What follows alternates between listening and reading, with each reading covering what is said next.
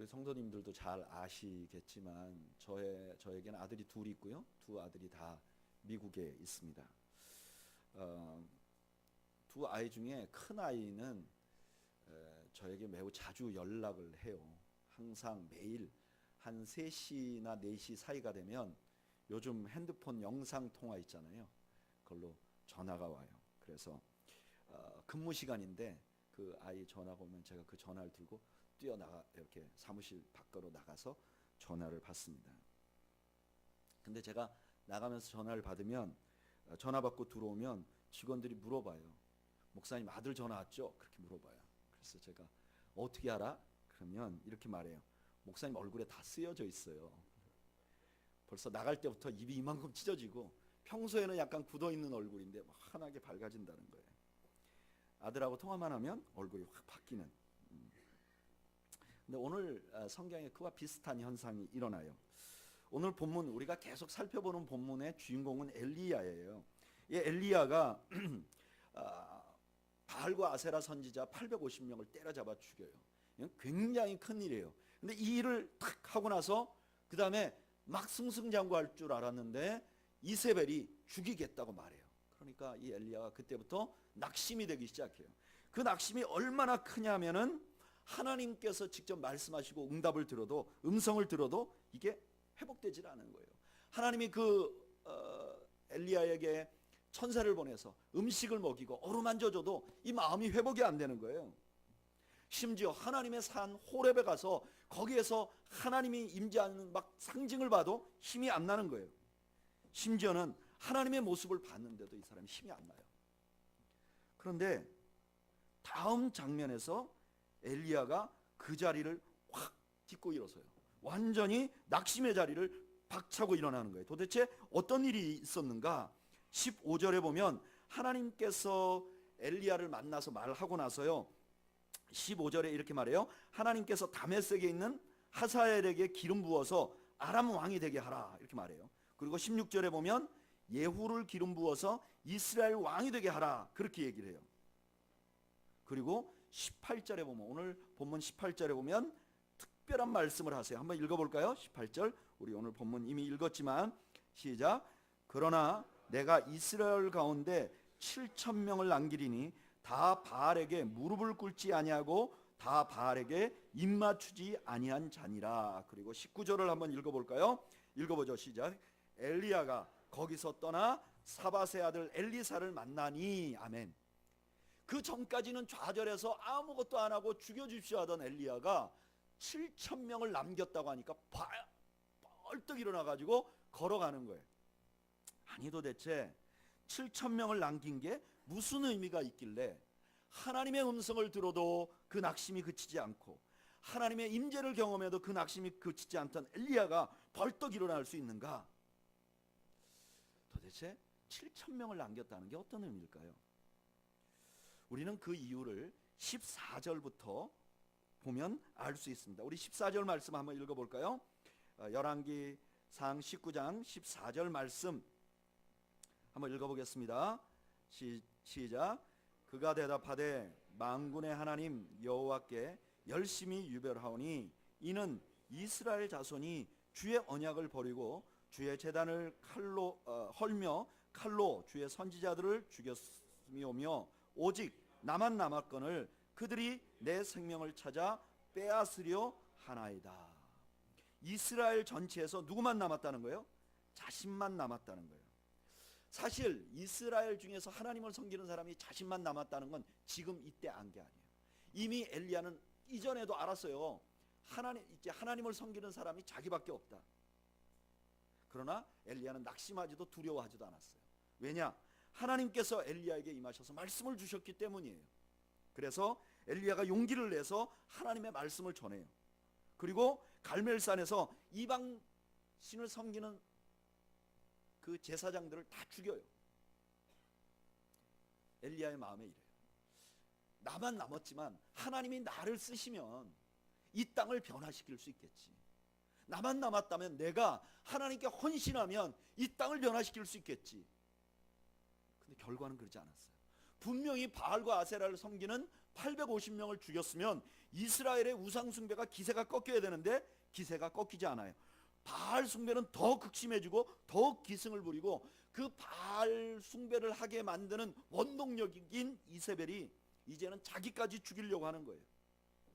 근데 만약에 자기가 죽으면 어떻게 돼요? 자기 죽는 거는 괜찮아요. 왜냐하면 엘리야가 그렇게 나약한 사람이 아니에요. 만약에 자기 죽는 거 겁냈으면 그 왕 앞에 나서서 그렇게 말도 못했겠죠. 바알과 아세라 선지자들과 대결도 못했겠죠. 그러니까 이 사람은 자기 죽는 게 두렵지 않아요. 그런데 만약에 이세벨이 자기를 죽여버리면 이제 이 땅에는 하나님을 섬기는 사람이 하나도 안 남게 되는 거예요. 하나님을 섬기는 사람이 하나도 안 남게 됐다는 것은 이제 하나님께서 이스라엘을 버렸다는 의미죠. 이제 이스라엘은 완전히 소망이 없게 되는 거죠. 그러니까 이세벨이 자기를 죽이려고 할 때 이 엘리야가 이렇게 생각하는, 이제 하나님이 이 땅을 버렸구나, 이 나라를 버렸구나, 그렇다면 우리가 진짜 소망이 없구나. 그래서 낙심한 거죠. 만약에 그래서 낙심했다면 7,000명이 남아있다는 것은 어떤 의미가 되죠? 아니야, 내가 이스라엘을 버린 게 아니야, 너가 죽어도 7,000명이 남아있어. 이건 뭐냐면 하나님이 아직도 이스라엘을 버리지 않았다는 증거가 되는 거예요. 7,000명이, 그 7,000명의 존재가 아직도 하나님은 이스라엘에게 기대를 가지고 있고 이스라엘을 끌고 나갈 생각이 있고 이스라엘을 사랑하고 있다는 것을 보여주는 증거라고. 그럼 이게 저의 이야기냐? 아니요, 이게 바로 성경의 이야기예요. 우리 로마서 11장 2절에서 4절까지 읽어보겠습니다. 로마서 11장 2절에서 4절까지. 254페이지.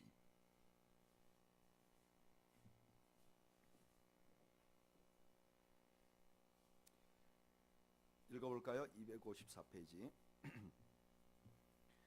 2절부터 4절까지 중요한 성경 말씀입니다. 우리 다 같이 읽어보겠습니다. 시작. 하나님이 그 미리 아신 자기 백성을 버리지 아니하셨나니, 하나님이 이스라엘을 버리지 아니하셨나니, 그 다음에 계속 읽죠. 너희가 성경이 엘리야를 가리켜 말한 것을 알지 못하느냐? 저가 이스라엘을 하나님께 송사하되 주여 저희가 주의 선지자들을 죽였으며 주의 제단을 헐어버렸고 나만 남았는데 내 목숨도 찾나이다 하니 저에게 하신 대답이 무엇이뇨? 내가 나를 위하여 바알에게 무릎을 꿇지 아니한 사람 7,000을 남겨두었다 하였으니, 7,000명을 남겨두었다는 건 어떤 뜻이냐면은 하나님이 미리 하신 자기 백성을 버리지 않는다는 사인이었다는 거예요. 그런데 여러분 잘 보세요. 이 7,000명이 어떤 사람이었는가는 나오지 않아요. 성경에는 그 7,000명이 어떤 직업을 가졌고 어느 만큼 재산이 있고 얼마나 유명한 사람인지 기록해 놓지 않았어요. 그냥 7,000명이에요. 그리고 이 7,000명이라는 것은 많은 숫자라는 의미도 아니에요. 흔히 많은 분들이 이렇게 얘기해요. 와, 하나님은 7,000명이나 엄청난 숫자를 남겼다. 아니요. 여러분 생각해 보세요. 지금 이스라엘은 전체가 다 바알과 아세라를 숭배해요. 근데 그 중에 7,000명이라는 건 정말 소수예요. 보잘것없는 숫자예요. 그런데 그 남겨져 있다는 것 자체가 아직도 하나님이 그 이스라엘을 버리지 않았다는 의미가 된다는 거예요. 이거는요, 단지 오늘 본문에서만 나타나는 이야기가 아닙니다. 사실 남겨진 자라는 것은 성경 전체에 흐르는 생각이에요. 하나님께서 노아의 가족을 남겨두세요. 한번 읽어볼까요? 창세기 7장 23절. 창세기 7장 23절.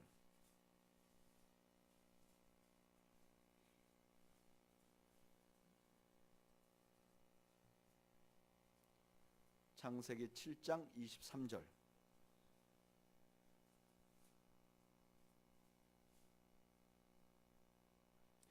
이 말씀은 하나님께서 그 땅에 죄악이 만연해 가지고 그 죄악을 다 쓸어버리리라고 말씀하신 그 중에 하신 말씀이에요. 읽어보죠. 시작.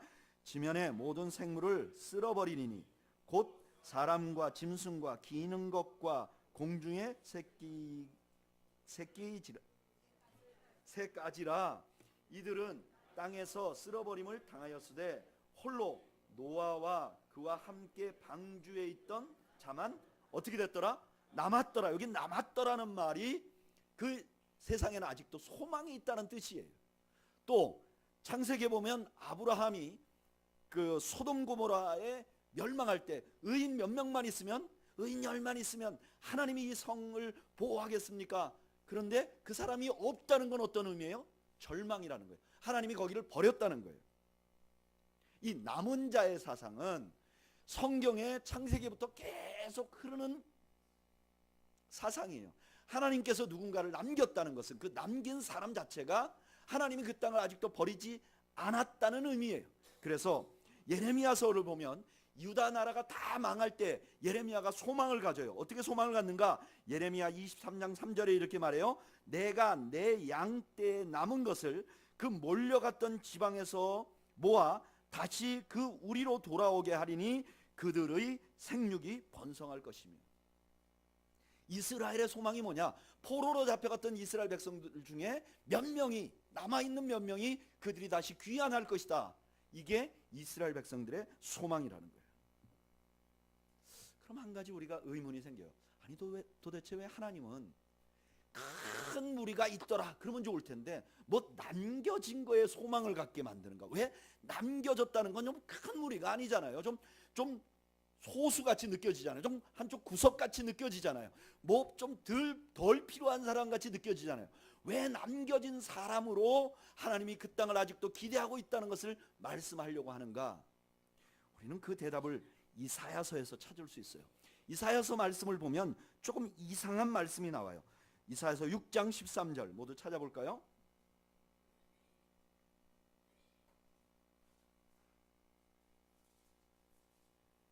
이사야서 6장 13절. 구약 975. 이 말씀을 보면 왜 하나님께서 굳이 이스라엘 백성들을, 아니 남은 자를 가지고 그들에게 기대를 가지고 있다는 것을 말씀하셨는가 알 수 있어요. 한번 읽어보죠. 시작. 그 중에 10분의 1이 아직 남아있을지라도 이것도 황폐하게 될 것이나 밤나무와 상수리나무가 배임을 당하여도 그 그루터기는 남아있는 것 같이 거룩한 씨가 이 땅의 그루터기니라 하시더라. 아멘. 이제 이스라엘이 심판을 당할 건데 이제 얼마나 심판이 세냐면은 다 죽고 마치 그 모습이 상수리나무나 밤나무가 배임을 당하고 그냥 그루터기 남은 정도 같이 보인다는 거예요. 그런데 그 그루터기가 남아있는 것 같이, 거룩한 씨가 그 땅의 그루터기니라. 그러니까 남겨진 어떤 씨가 있는데 이게 어떤 씨가 있는데 이게 남겨졌다는 거예요. 그런데 여기 거룩한 씨라는 말이 단수예요. 그러니까 거룩한 씨들 이게 아니고 씨 하나예요. 거룩한 씨 하나. 근데 이 씨라는 말이요, 히브리어로는 씨도 되고 자손도 되고 후손도 돼요. 그러니까 한 씨가 이스라엘 전체가 다 망한 것 같아도 그 한 씨앗이 결국은 그것을 회복하실 것이라는 사인이 될 것이라는 거예요. 그런데 이사야서 11장에 보면 그 한 씨앗, 메시아가 어떤 존재냐를 쭉 기록해요. 근데 그 메시아가 누군지를 기록하면서 이렇게 말해요. 이사야서 11장 10절.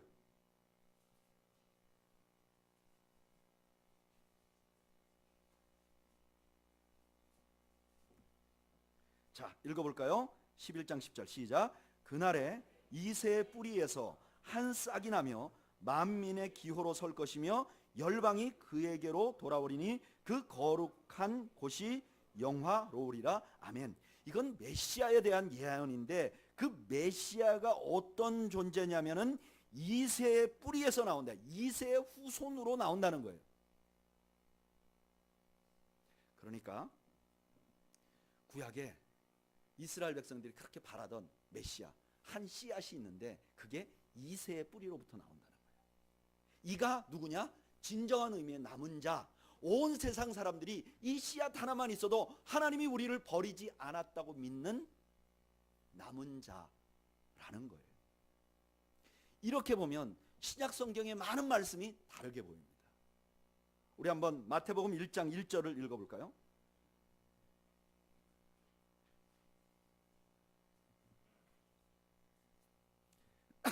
마태는 예수님에 대한 기록을 쓰기 시작해요. 그런데 그 첫 절을 이렇게 시작해요. 한번 읽어보죠. 마태복음 1장 1절 시작.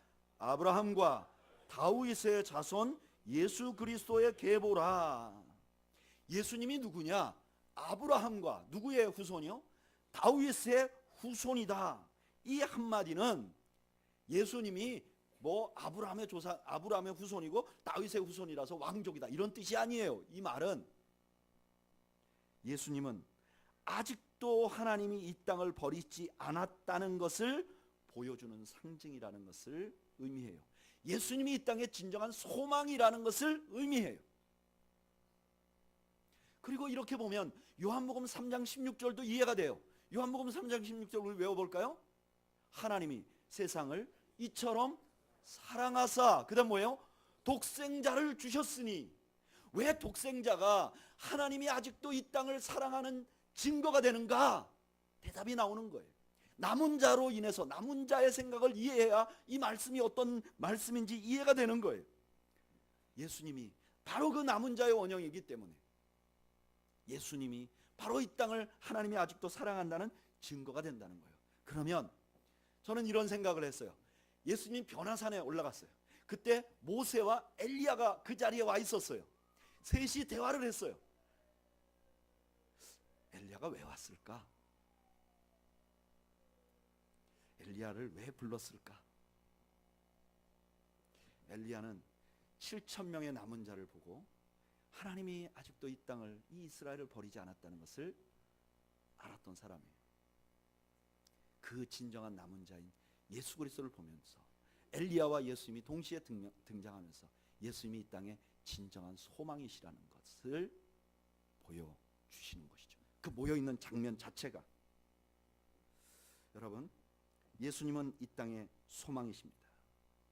예수님은 이 땅에 오셔서 십자가를 지시지 않으셔도 그 자체, 예수님이 이 땅에 오셨다는 것 자체가 소망이야. 아직도 하나님이 이 땅에 대해서 기대를 가지고 있다. 너희들의 죄악이 홍수 같아지고 너희들의 삶이 정말 하나님을 대적하는 그런 존재일지라도 내가 내 아들 예수 그리스도를, 내 성자를 이 땅에 보낸 것은 아직도 내가 너희를 버리지 않았다는 증거가 되는 거예요. 그래서 이 땅에 당연히 소망으로 오셨기 때문에 그 예수님께서 이 땅에 소망을 주는 일을 하신 거예요. 그게 십자가예요. 왜냐? 이 땅은 죄악 때문에 희망이 없어졌어요. 그 죄악을 없애야 되는데, 그래야 소망이 생기는데, 소망이신 예수님이 당연히 오셔서 하신 일이 죄악을 제거한 거예요.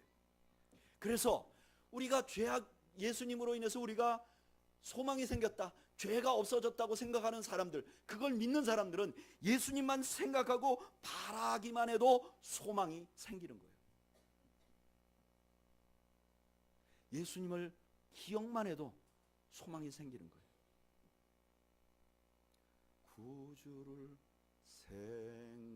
생각만 해도 내 맘이 좋거든. 그 얼굴 배울 때야 얼마나 좋으랴. 예수 묵상하면 세상이 바뀌지 않고, 예수 묵상하면 기적이 일어나지 않아도 예수님만 묵상해도 그 안에서 우리가 새로운 소망이 있고 기쁨이 생기는 거예요. 그런데 문제는 그 예수님께서 이 땅에 사역을 마치시고 승천하셨어요. 우리와 육체적으로 함께 하지 않아요. 그래서 연약한 우리들은 자꾸 낙심이 되는 거예요. 분명히 예수님이 계신데, 예수님 나와 교제하시는데 내 눈에 안 보니까 자꾸 낙심이 되는 거예요. 마치 엘리야와 같이. 엘리야가 하나님의 임재를 경험하고 하나님과 끊임없이 대화하면서도 홀로 남았다는 생각 때문에 좌절하고 낙심하듯이 낙심하는 거예요. 그래서 엘리야에게 7,000명이 필요했듯이, 왜? 엘리야가 연약하기 때문에 엘리야에게 7,000명이 필요했듯이 하나님께서는 이 땅에 또 다른 남은 자를 남겨두셨어요. 그게 누구냐? 로마서 11장 5절이 설명을 하세요. 한번 읽어볼까요? 로마서 11장 5절.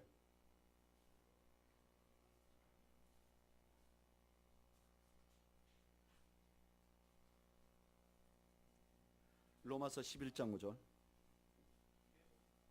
253페이지 54페이지 로마서 11장 5절 읽어보죠. 시작. 그런즉 이와 같이 지금도 은혜로 택하심을 따라 남은 자들이 있느니라. 그래요. 은혜로 택하심을 받은 어떤 사람이 있어요? 남은 자가 있다 그래요. 이건 남겨진 자라는 뜻이 아니죠. 이 남은 자라는 것은 아직도 이 땅에 하나님이 소망을 가지고 있다는 사실을 보여주는 남은 자. 예수님처럼 이 땅에 소망이 있다는 것을 알려주는 남은 자. 여기에 이와 같이 지금도 은혜로 택하심을 따라 남은 자들이 있느니라 할 때 이 남은 자는 누구냐면은 로마서 편지를 받는 로마에 있는 크리스천들이에요. 예수님을 따르는 사람들이에요. 교회가 바로 남은 자들이라는 거예요. 이거를 요한은 요한계시록에서 더 분명하게 말씀하세요. 계시록 12장 7절 17절 읽어보죠. 요한계시록 12장 17절.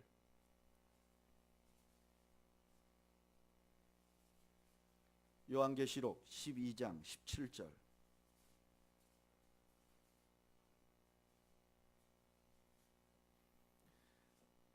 읽어보겠습니다. 시작. 용이 여자에게 분노하여 돌아가서 그 여자의 남은 자손 곧 하나님의 계명을 지키며 예수의 증거를 가진 자들과 더불어 싸우려고 바다 모래 위에 서 있더라. 아멘. 그 용이, 그러니까 악한 사탄이 여자의 누구라 그러죠? 남은 자손. 그 남은 자손이 누구냐? 곧 하나님의 계명을 지키며 예수의 증거를 가진 자들이다 라고 말해요. 그런 사람이 누구냐? 교회죠. 교회. 예수님을 따르는 신자들이 모여있는 곳 교회. 어쩌면 교회가 지금 이 땅에 남은 자가 되는 건 당연해요. 왜냐? 남은 자의 핵심이 예수 그리스도시고 구약의 하나님께서 남은 자를 가지고 소망을 주었던 이유는 진정한 남은 자 예수 그리스도를 이해하라고 그렇게 만들어준 거예요. 그렇다면 그 예수님을 따르는 교회가 그 남은 자의 핵심인 예수 그리스도의 모형, 그림자 혹은 그의 몸이 되는 것은 당연한 거예요. 그래서 바울은 에베소서 1장 23절에 이렇게 말해요. 교회는 그의 몸이니 만물 안에서 만물을 충만하게 하시는 이의 충만함이니라. 남은 자가 이제 진정한 남은 자가 하늘에 오르셔서 승천하셔서 하나님 보좌 우편에 계세요. 그러면 그 남은 자의 핵심인 이 땅을 버리지 않았다는 하나님이 이 땅을 버리지 않았다는 핵심인 예수 그리스도가 우리 눈에 안 보이는데 이 땅에 있는 그리스도인들 제자들이 그 예수님의 모습을 우리가 이 땅에서 볼 수 있는 자들이라는 거예요. 그래서 뭐라 그러냐? 교회를 향하여 몸된 교회라 그래요. 우리가 예전부터 할아버지들이 또 혹은 옛날 장로님들이 기도할 때 하나님 몸된 교회를 할 때 그 몸됐다는 것은 누구의 몸이라는 거죠? 예수님의 몸이라는 거예요. 이 말은 교회가 예수님을 바라보는 것처럼 예수님을 바라보고 사람들이 소망을 갖는 것처럼 교회가 그런 존재라는 거예요. 우린 여기서 이 땅의 교회의 가치를 다시 한번 생각해 볼 수 있어요. 여러분, 교회는 얼마나 많은 사람들이 모여 있는가에 가치가 있지 않아요. 교회는 얼마나 큰 건물을 가졌는가에 가치가 있지 않아요. 교회는 그 교회라는 존재 자체가 그게 아무리 크던 아무리 적던 아무리 뛰어난 사람이 있던 아무리 적은 그 뛰어나지 못한 평범한 사람들이 있던 그게 교회가 그 땅에 존재하면 그 교회는 그 교회 때문에 하나님이 그 땅을 버리지 않았다는 사인이 되고 교회가 존재하는 한 그 땅은 소망을 가질 수 있게 되는 거예요. 그런 의미에서 교회가 허물어져 가는 것은 정말 안타까운 거예요. 여러분, 교회가 언제 허물어지죠? 요즘에 교회들 건물들이 성도들이 자꾸 줄어가지고 교회 건물을 매각하는 게 1년에 몇십 건씩 나온답니다. 전국적으로. 그리고 그 중에 어떤 교회 건물들은 이단에게 팔리기도 하고 또 믿지 않는 사람들에게 팔려서 다른 가게로 전용되는 경우가 많이 있다고 합니다. 여러분, 이게 교회가 무너지는 걸까요? 그렇지 않습니다. 교회가 무너지는 것은 교회 건물이 없어지고 교회 건물이 다른 사람들에게 팔리는 것이 아니라 교회가 교회답지 못하게 될 때 교회가 무너지는 것이죠. 사람들이 여전히 많이 모여 있고 훌륭한 사람들이 많이 그 교회 다녀도 교회가 교회답지 못하면 그때부터 교회가 무너지는 것이죠. 교회가 무너지면 이 땅에 소망이 없는 거예요. 그래서 제가 예전에 그런 얘기를 들었는데 사실인지 아닌지는 몰라요. 근데 미국에 보면 사탄을 믿는 사탄 종교가 있다 그래요. 사탄을 숭배하는 거예요. 하나님을 미워하는 거예요. 사탄을 사랑하는 거예요. 근데 이 사탄 종교가 꼭 하는 게 있는데 그 사탄교가 있는 그 주변에 있는 교회의 목사님들이 넘어지도록 위에서 열심히 기도한다는 거예요. 그리고 미국 전체에 유명한 목사님들이 목사답지 않은 일을 하도록 기도한다는 거예요. 그래서 교회와 목회자들이 무너지면 이 땅에 소망이 없다는 걸 알기 때문에. 반대로 그런 의미에서 건강한 교회가 하나 세워지는 것이 얼마나 중요한지 몰라요. 건강한 교회 하나가 세워지는 것이 이 땅에 얼마나 중요한 일인지 몰라요. 제가 대학 시절에 열심히 사역했던 SFC라는 단체가 있어요. 이 SFC라는 단체는 부산에서 주로 고신교단에서 시작한 운동인데 대학생들이 많이 모일 때, 저희 때는 그렇게 많이 모이지 않았지만 그래도 한 1,500명 정도가 1년에 수련을 해요. 그러니까 이 대학생들이 상당히 많은 회원들이 있는 거예요. 몇만 명이 돼요. 그런데 이 단체가 항상 예배를 드리기 전에 SFC 강령이라는 걸 손을 들고 외워요. 우리는 교회 하는 것처럼. 그런데 그 강령에 보면 이런 말들이 있어요. 우리는 전통적 웨스터민스터 신앙 고백서 및 대소요리 문답을 우리의 신조한다. 우리가 뭘 믿고 있는지 명확하게 밝혀요. 두 번째는 우리는 개혁주의 신앙과 생활을 확립하여 세상의 빛과 소금이 됨을 우리의 목적으로 한다.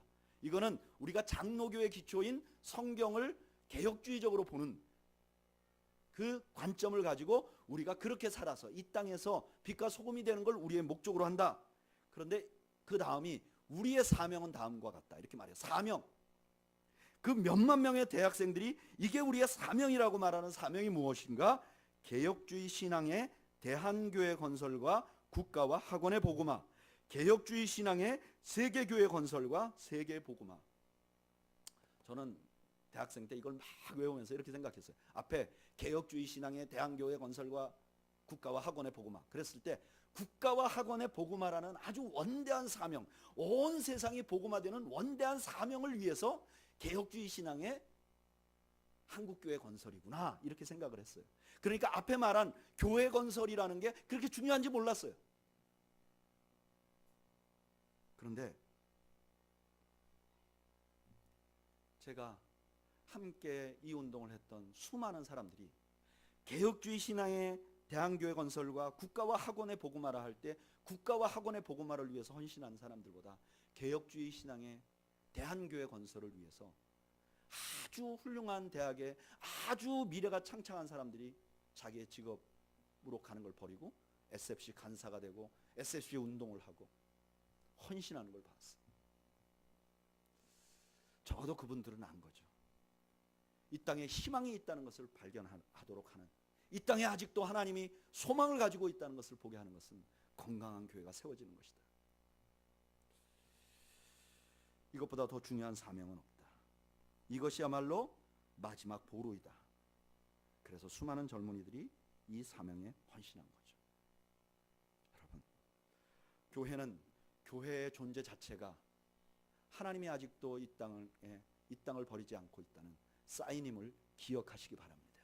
우리의 존재 가치를 너무 싸구려로 보지 마세요.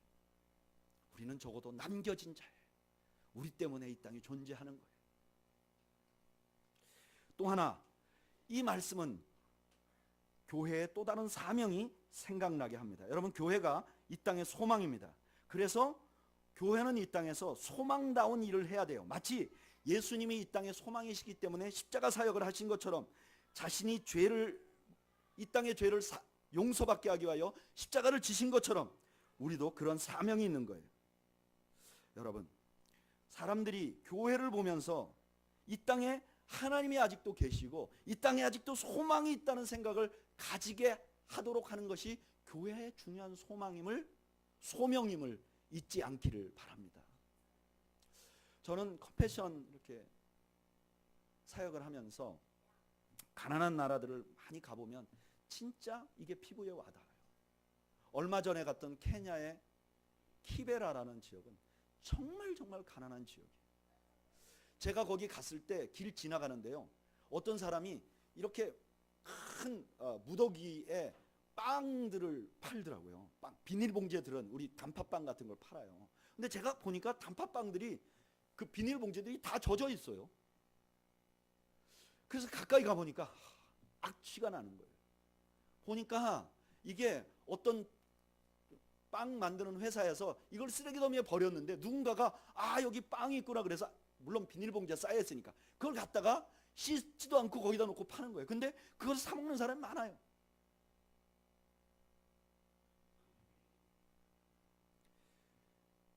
그 안에 아버지가 딸을 강간하고요, 마약 막 하고요, 아이들이 4살 이전에 죽는 아이들이 너무너무 많고요. 그 쓰레기 더미 안에 살기 때문에 그게 막 악취가 많이 나고 거기서 뭐 가스가 많이 나와서 그걸 맡아서 4살 이전의 아이들이 막 사망을 해요. 작은 기침이나 감기로도 아이가 죽어요. 그래서 우리가 지나가면서 볼 때는 빨리 거기를 떠나고 싶어요. 거기서 소망을 발견한다? 이거 좀 어려운 일 같아요. 그런데요, 그 안에 교회가 있어요. 그 안에 교회가 있어요. 그리고 교회 안에는 아직도 소망을 가진 아이들이 뛰어놀아요. 그 아이들 얼굴에 미소가 있어요. 웃음이 있어요. 그 마을을 지나가면서는 도무지 소망을 갖지 못하는데 그 안에 교회를 보면 여기서도 뭐가 일어나지 않을까? 이 땅에서도 무슨 일이 일어나지 않을까? 하는 기대를 갖게 돼요. 저는 우리는 교회도 그런 교회가 되기를 소망합니다. 우리는 교회를 보면 아직도 이 땅에 뭐가 일어나지 않을까? 구체적으로 어떻게 해야 될까? 저는 이 일 때문에 고민을 많이 해요. 목회자니까 어떻게 하는 것이 정말 교회가 이 땅의 소망이라는 것을 계속해서 말할 수 있을까? 그런데 얼마 전에 한 목사님을 만나서 대화하고 그 목사님의 설교를 들으면서 이게 하나의 사인이, 이게 하나의 방법이지 않을까? 그런 생각이 들었어요. 그 목사님의 이름은 정준경 목사님이라는 목사님이세요. 교회 이름은 뜨인돌 교회라고. 지금은 교회 이름이 바뀌었어요. 생동교회라고. 그런데 이 목사님을 만났더니 이 목사님이 제가 만났을 때 이렇게 상가를 한 2개를 세를 내가지고 목회를 하세요. 교인이 몇 명쯤 되냐고 그랬더니 한 200명 정도 된대요. 근데 이렇게 모일 만한 장소가 우리보다도 훨씬 작아서 200명이 한꺼번에 예배를 못 드리는 거예요. 그래서 반은 이쪽 건물에서 예배 드리고 또 옆 건물을 얻었어요. 큰 건물이 없는 양재동인데. 그리고 자기 사무실이 아마 제 저쪽에 있는 사무실만한 사무실을 하나 얻어놓고 사무실 앞은 또 주방이고 뭐 이렇게 해서 목회를 하세요. 그런데 제가 물어봤어요. 교인이 몇 명이나 되냐? 그랬더니 한 200명 된대요. 그래서 교인의 구성이 어떻게 됩니까? 그랬더니 거의 30대 부부예요. 보통 한국에 젊은 목사님이 목회하는 교회 30대 부부가 많은 데는 대부분 큰 교회에서 갈라나온 교회예요. 큰 교회 청년부 목사님이 갈라나온 교회예요. 근데 이 목사님은 그러지 않은, 그냥 자기가 생으로 개척을 한 목사님이세요. 말씀을 좀 들어보니까 이분이 신학대학원 다닐 때 3명의 그 친구와 함께 교회를 개척하기로 작정을 하고 그 교회를 개척을 한 거예요. 근데 개척교회를 하다 보니까 생활이 너무 어렵잖아요. 그러니까 3명이 같이 시작했는데 2명은 떠났어요.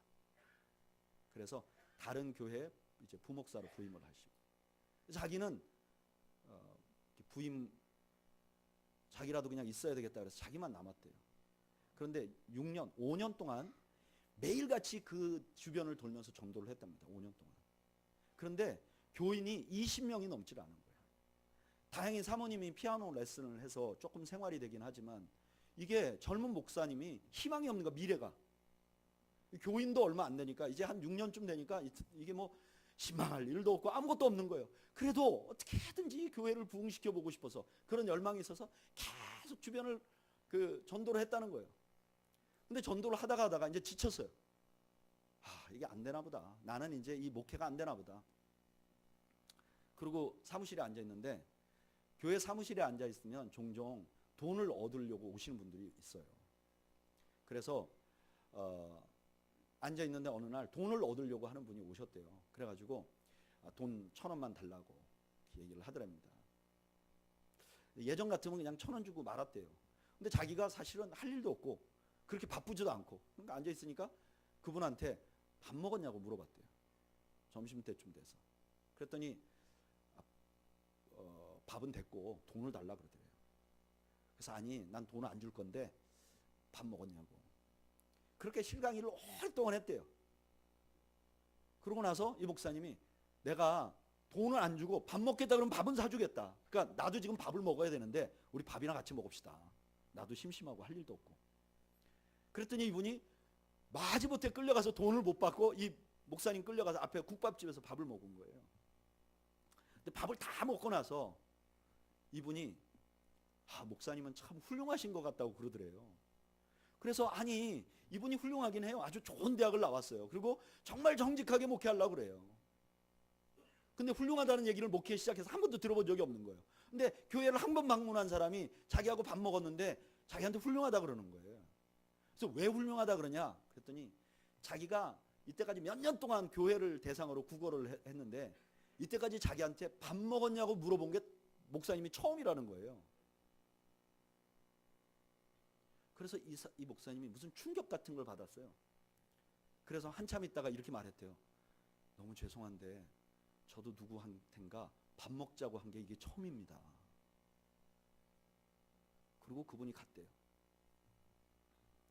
그래서 자기를 생각해 보니까 자기가 그 주변에 그렇게 4년 5년 동안 전도를 한다고 전도지를 다니고 가게마다 쫓아다니고 또 사람들마다 쫓아다니고 누가 뭐 무거운 짐 지면 그거 밀고 다니고 어떻게 교인을 하나라도 만들어 보려고 애를 썼대요. 그런데 이게 아니구나 하는 생각을 갖게 됐답니다. 그래서 그 다음 날부터 할 일이 아무것도 없으니까 그냥 이렇게 가게에 앉았다가 교회 앞에 앉았다가 뭐 폐지 줍는 할머니들이 거기 자주 지나다니는 모양이에요. 그래서 폐지 줍는 할머니가 이렇게 리어커 끌고 갔다 거기 앉으면 그냥 그 옆에 앉아가지고 뭐 할머니 어디 사세요? 뭐 자식은 몇 명이세요? 폐지 주어서 돈 얼마 버세요? 뭐 이러면서 계속 얘기를 했대요. 그리고 가고 또 앉아 있다가 뭐 야구르트 배달하는 아줌마가 오면 또 아주머니 뭐 언제 여기서 언제 하세요? 이거 돈 얼마 버세요? 얘기를 거는 거예요. 그렇게 1년 동안을 얘기만 걸었다는 거예요. 그 주변에 있는 사람들에게. 근데 어느 날, 뭐 그전에도 이렇게 교인들이 한두 번 왔다 갔다 했죠. 어떤 분이 교회에 등록을 했는데 어떻게 해서 우리 교회를 알고 왔습니까? 그렇게 얘기했더니 그분이 이렇게 말하더래요. 저 앞에 부동산에서 저기 아주 신령한 목사님이 계신데 교인은 얼마 안 되지만 너무너무 훌륭한 분이라고. 그래서 교회에 한 명이 등록을 했답니다.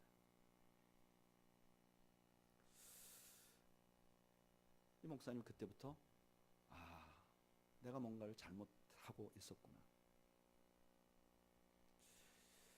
여러분, 교회를 늙히는 게 목적이 아닙니다. 누군가가 우리를 보고 소망을 갖고 힘을 내게 하는 것이 우리의 사명인 줄로 믿습니다. 여러분, 우리는 구층에 살기 때문에 더 겸손해야 됩니다. 더 낮아져야 됩니다. 여기까지 누가 오겠어요? 얘기를 들어주고 교인 만들려고 하는 게 아니라 진심으로 그 사람들을 사랑해주고 나를 보면서 소망을 갖도록 만들어 주어야 하는 것이 교회의 사명임을 잊지 않기를 바랍니다. 또 하나, 교회는 외부 사람들에게도 소망이어야 하지만 우리 내부에, 우리 안에서도 소망이어야 될 것으로 믿습니다. 우리는 본질이 소망이기 때문에 우리 안에서도 서로가 서로를 보면서 소망을 갖는 그런 교회가 되기를 소망합니다. 적어도 제가 어렸을 때 제가 다녔던 교회는 저에게 소망이었습니다. 아버지가 아프셔서 경제활동이 어렵고 어머니도 아직 직업이 없으셔서 굉장히 어려운 상황을 지나고, 그러면 나라도 공부를 잘해야 되는데 이상하게 마음에 갈등이 생겨서 공부하기도 힘들고, 공부를 하려고 그러면 막 치밀어 오르는 게 있고, 초등학교 때부터 친구들은 다 골목, 어두운 골목에 다니면서 담배 피자, 술 한잔 하자. 근데 그거 하면 안 될 것 같고, 그럴 때 저에게 소망은 교회였어요. 2층 상가 교회였지만 교인이 50명 정도밖에 안 됐지만 그 어른들 사이에는 무슨 일이 있었는지 몰라요.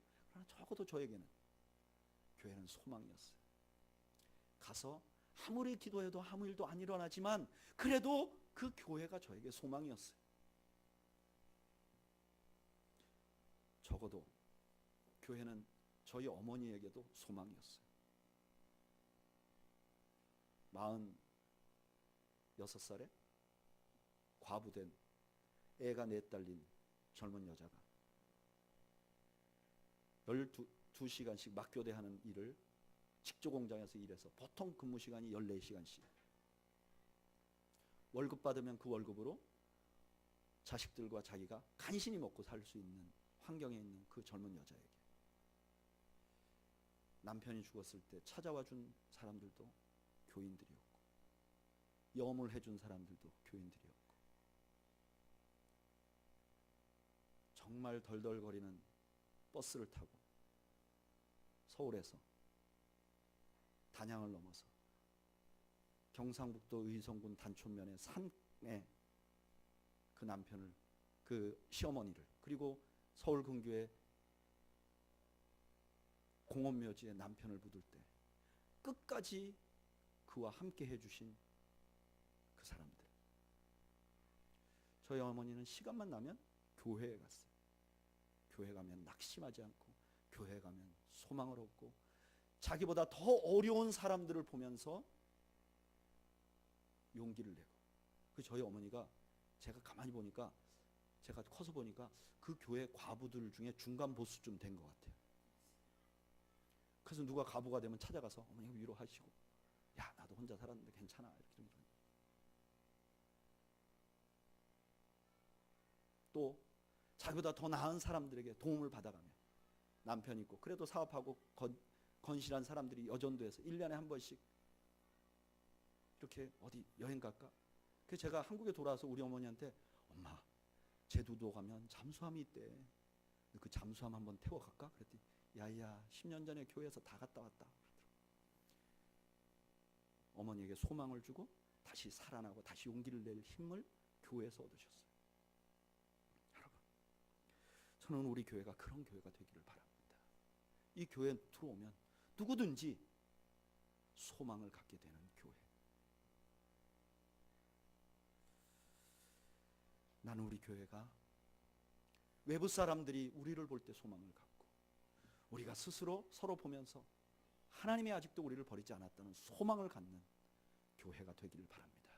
그래서 진정한 의미의 남은 자의 후손, 남은 자의 몸이 되는 우리는 교회가 되기를 주님의 이름으로 축복합니다. 우리 한번 잠시 기도할까요?